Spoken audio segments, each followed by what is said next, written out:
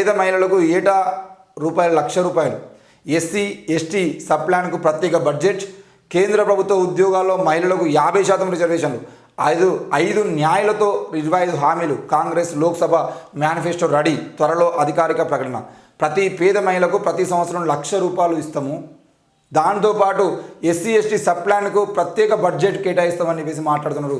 అయితే ఇక్కడ విషయం ఏంటంటే ఎస్సీ ఎస్టీ సబ్ ప్లాన్కు ప్రత్యేక బడ్జెట్ కేటాయించినప్పటికీ కూడా ఆ బడ్జెట్లో ఉన్నటువంటి డబ్బుల్ని ఈరోజు పూర్తిగా ఖర్చు చేయకుండా ఈరోజు ఎస్సీ ఎస్టీ సబ్ ప్లాన్కి సంబంధించిన విషయంలో బీఆర్ఎస్ పార్టీ ఆ సబ్ ప్లాన్ నిధుల్ని కూడా తీసుకుపోయి కాళేశ్వరం ప్రాజెక్టులో కట్టింది, కాళేశ్వరం ప్రాజెక్టులో ఉపయోగించుకున్నది.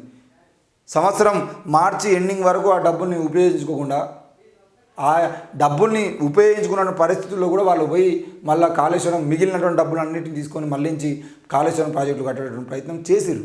మరి ఈ ప్రయత్నంలో భాగంగా అసలు ఏం జరుగుతుంది ఏంది, అసలు ఈ ఎస్సీ ఎస్టీ సబ్ ప్లాన్ నిధులన్నింటినీ ఎస్సీల కోసం ఎస్టీల కోసం ఉపయోగించకుండా ఎవరి కోసం ఉపయోగిస్తున్నారు, ఉపయోగించాల్సిన పరిస్థితులు ఎందుకు వస్తున్నాయి, ఈరోజు వాళ్ళ అభివృద్ధి కోసం ఉపయోగించాల్సిన డబ్బుల్ని వాళ్ళ అభివృద్ధికి కాకుండా మిగతా వాళ్ళకి ఎందుకు ఉపయోగిస్తున్నారు, ఎంత దారుణమైన పరిస్థితి అంటే ఈ ఎస్సీ ఎస్టీ సబ్ ప్లాన్ అనేది పూర్తిగా ఎస్సీ ఎస్టీలను అభివృద్ధి చేయడం కోసం తీసుకొచ్చినటువంటి నిధులు.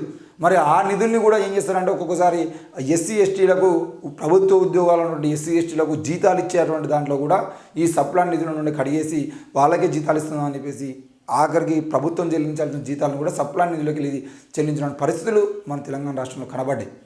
మరి ఇంతటి దారుణమైన పరిస్థితిలో సబ్ ప్లాన్ నిధుల్ని నాశనం చేస్తూ ఉంటే మరి రానున్న రోజుల్లో సబ్ ప్లాన్ నిధులని నిజంగానే వీళ్ళు అభివృద్ధి కోసం ఉపయోగిస్తారా లేదా అని కూడా మనం చూడాల్సిన అవసరం ఉంది. మరి కేంద్ర ప్రభుత్వ ఉద్యోగాల్లో మహిళలకి 50% రిజర్వేషన్ కల్పిస్తారట. కేంద్ర ప్రభుత్వ ఉద్యోగాల్లో 50% మహిళలకి రిజర్వేషన్ కల్పించినటువంటి కాంగ్రెస్ పార్టీ ఎందుకు 50% సీట్లను మహిళలకు ఇవ్వట్లేదు?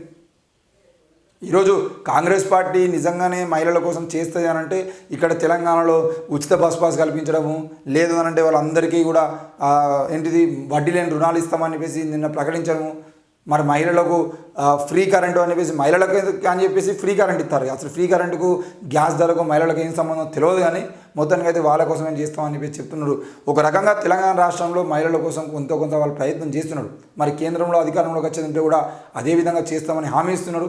50% రిజర్వేషన్లు ప్రభుత్వ ఉద్యోగాల్లో కల్పిస్తామని చెప్పేసి కాంగ్రెస్ పార్టీ చెప్తా ఉంది. మరి 50% సీట్లను కూడా మహిళలకి కేటాయించాలి.